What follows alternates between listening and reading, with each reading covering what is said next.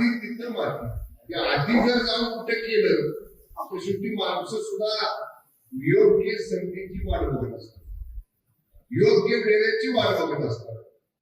त्यामुळे मी जास्त आता काही बोलत नाही. काय परिस्थिती झाली, जे मोठे मोठे नेते इथं येऊन भाषण करून गेले, बघा जिल्हा परिषदेची अवस्था काय आहे. बोलता बोलले की एका बाजूला राष्ट्रवादी काँग्रेस, शरद पवार गट, राष्ट्रवादी काँग्रेस, अजित पवार गट आणि शिवसेना ही जर एका बाजूला गेली आणि भाजप एका बाजूला राहिली, गेली जाते. बघा तुम्ही आधी तिथं माती आधी जर जाऊन कुठे केलं तर शेवटी माणसं सुद्धा योग्य संधीची वाट बघत असतात, योग्य वेळेची वाट बघत असतात.